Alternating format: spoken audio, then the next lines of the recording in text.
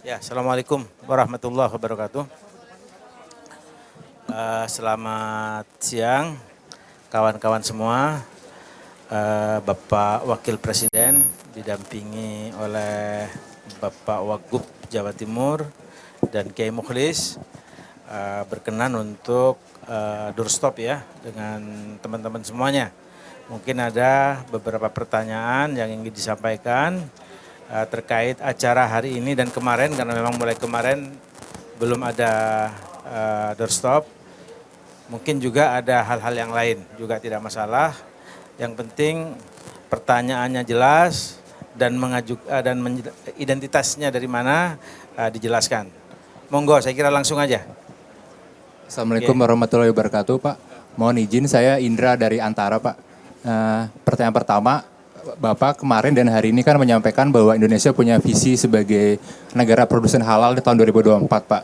Nah, itu kan tinggal setahun lagi, berarti Pak ya, setahun kurang. Nah, bagaimana sih Pak progresnya? Apakah sudah on the track untuk menjadi produsen halal dunia di tahun depan ini? Dan bagaimana kesiapan daerah? Apa hanya Jatim yang sudah bagus? Apa daerah lain masih banyak PR-nya Pak untuk itu? Izin Pak, pertanyaan kedua Pak, terkait isu yang sedang hangat di nasional Pak. Usulan Pak Menko PMK mengenai haji hanya boleh satu kali saja. Itu gimana tanggapan Bapak Pak? Terima kasih. Ya, pertama tentang masalah sebagai produk halal itu kita selain membangun KIH itu kan ada zona-zona halal yang dilakukan oleh berbagai lembaga, ada Bank Indonesia, ada BRI, ya, ada juga lembaga-lembaga lain. Kemudian daerah juga terus berbenah, selain Jawa Timur juga Sumatera Barat, itu sudah, bahkan juga Sumatera Selatan. Karena itu melalui pembentukan Komite Daerah Ekonomi dan Keuangan Syariah, itu terus kita lakukan. Sekarang kita di halal, di halal wisata, itu kita sudah menjadi nomor 1 dunia.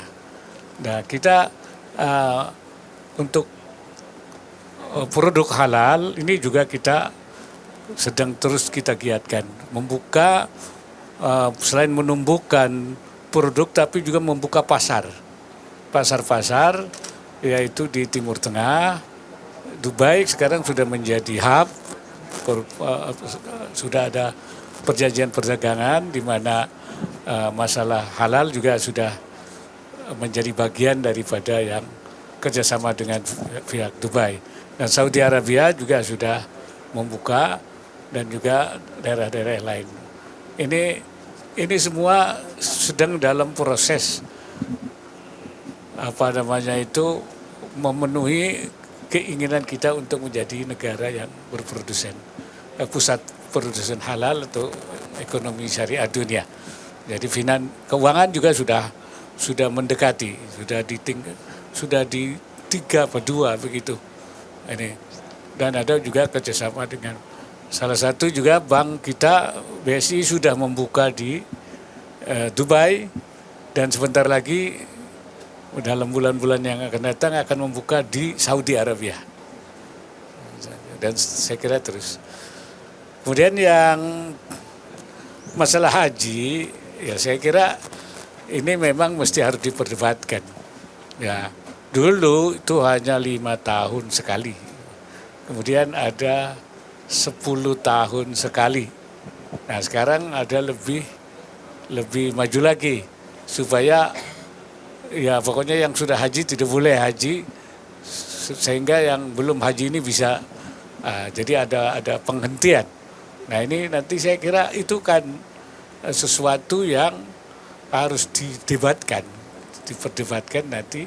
Ide itu saya kira bagus untuk memberikan kesempatan kepada yang belum haji. Nah, ya, yang sudah haji biarlah umroh saja. Saya kira itu. Oke, saya kira cukup jelas jawaban-jawaban dari Bapak Wakil Presiden. Ada penanya yang lain? Izin, Silakan. Assalamualaikum Pak, saya Delvira dari Liputan 6. Pertama saya ingin bertanya soal terjadi kekerasan yang diduga terjadi kekerasan kembali di pesantren di Lamongan, Bah.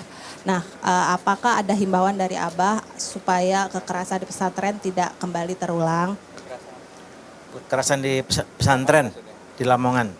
Kalau dari berita sih ada yang meninggal di MTS di Lamongan di Ponpes. MTS, Ponpes Lamongan. Ya, himbauan dari Abah agar tidak ada lagi kekerasan. Mungkin nanti Bapak Wagub akan memberikan elaborasi Iya. setelah Siap. Bapak Pres.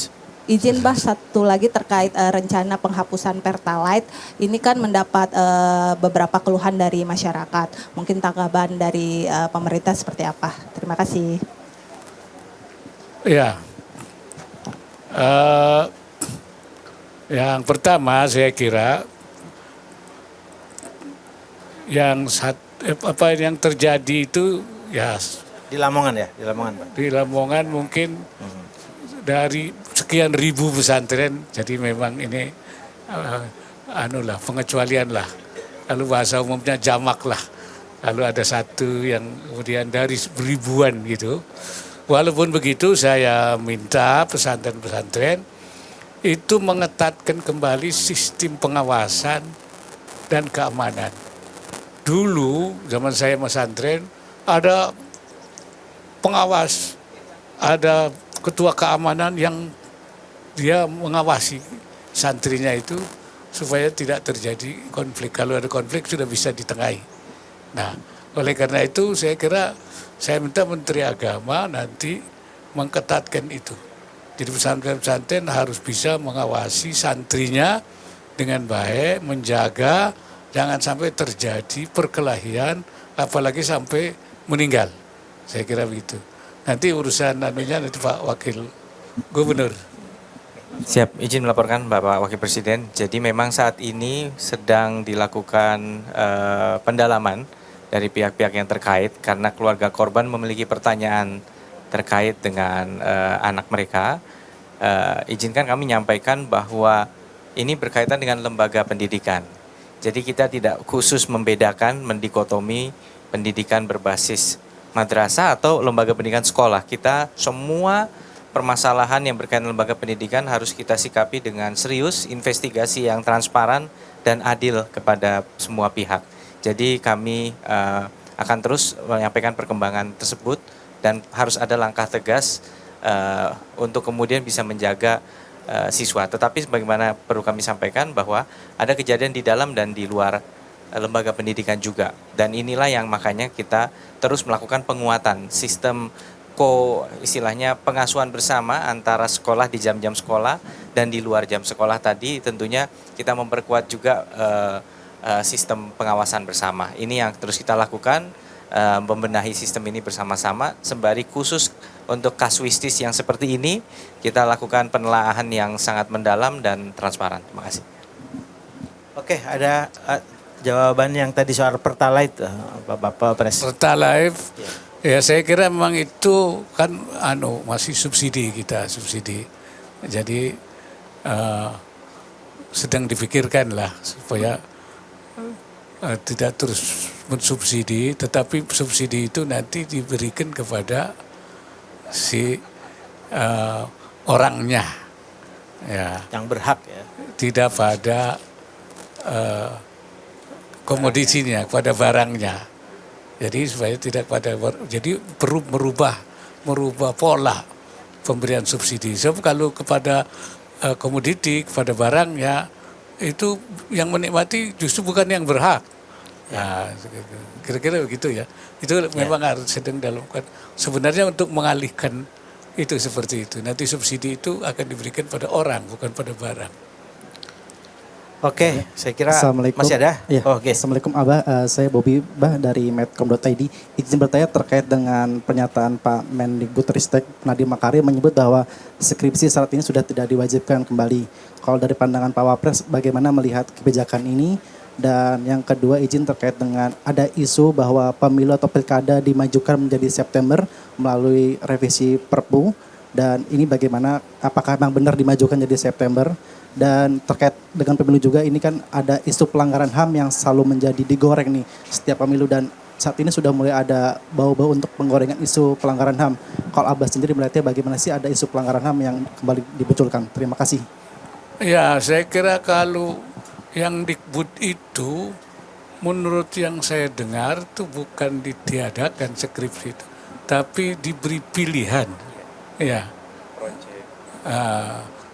penelitian atau dia skripsi atau barangkali itu. Coba dicek lagi itu, ya, diteliti lagi. Kalau menurut yang saya dengar begitu.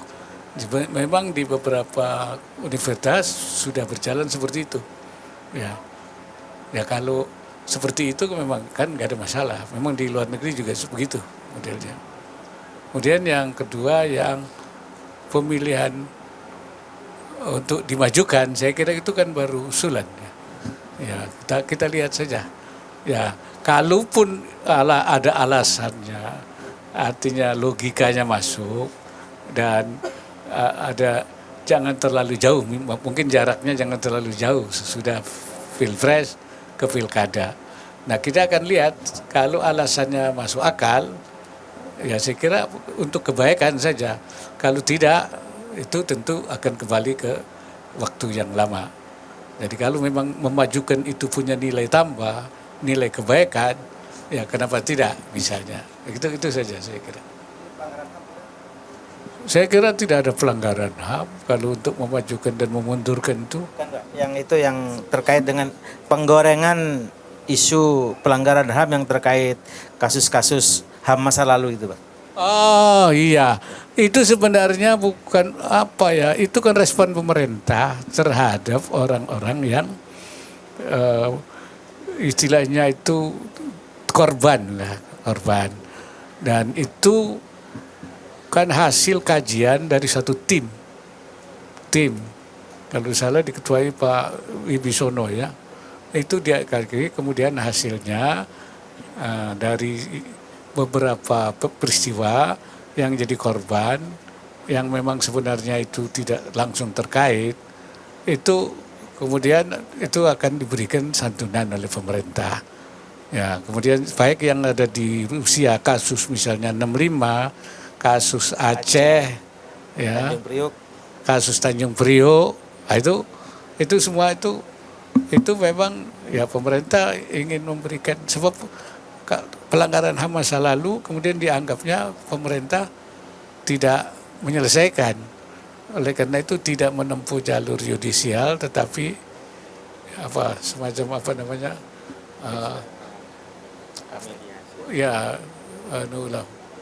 tidak pengadilan tapi non yudisial. Non yudisial. Ini yang salah satu yang ditempuhnya itu. Saya kira itu. Ya. Oke, masih ada atau sudah selesai? Oh, terakhir ya. Oke. Assalamualaikum Pak Wapres, saya Laras dari Warta Ekonomi. Pak, ada dua pertanyaan. Yang pertama melanjutkan statement dari Pak Menkes mengenai polusi udara yang akhirnya membebani BPJS hingga 10 triliun. Bagaimana pendapat dari Pak Wapres? Kemudian yang kedua, hot issue juga dan menjadi pro kontra nih Pak, mengenai cadangan nikel Republik Indonesia yang katanya akan habis dalam 15 tahun lagi. Terima kasih. Ya, saya kira polusi udara ini kan memang harus punya akibat pada soal kesehatan kan. Jadi yang memang dirugikan bukan hanya BPJS, juga banyak pihak ya Karena itu pemerintah sekarang serius untuk menangani polusi udara itu. Jadi polusi udara dengan berbagai melalui emisi, melalui industri yang menyebabkan terjadinya, bahkan WFH juga digunakan. Bahkan di Jakarta itu penyemprotan gedung, pokoknya semua hal. Artinya itu pemerintah punya komitmen untuk menurunkan, membersihkan udara, jangan sampai itu mengakibatkan ya, terjadinya bahaya, terutama terhadap masalah kesehatan. Jadi menurut saya ya, kalau itu berakibat pada BPJS, ya tentu salah satu yang dampak yang terjadi saya kira. Ya, itu. Kemudian yang kedua apa? Cadangan nikel. Itu saya kira harus diteliti betul apa betul cadangan nikel itu. Ini pemerintah kan nanti akan meneliti itu. Jadi, tetapi nikel itu kan kita arahnya pada upaya hilirisasi. Jadi hilirisasi nikel itu punya nilai manfaat yang besar, baik untuk ahli teknologi maupun juga untuk tentu kita tenaga kerja kita yang nanti bisa bekerja di tempat-tempat pabrik pengolahan nikel itu saya kira menjadi sesuatu yang menurut pemerintah sangat diperlukan dalam rangka menyerap tenaga kerja kita itu, dan juga tentu pendapatan negara dari situ. Mengenai itu saya kira perlu diteliti lagi apa betul, tinggal sekian itu ya. Ya, coba diteliti lagi. Oke, saya kira cukup. Terima kasih. Assalamualaikum warahmatullahi wabarakatuh.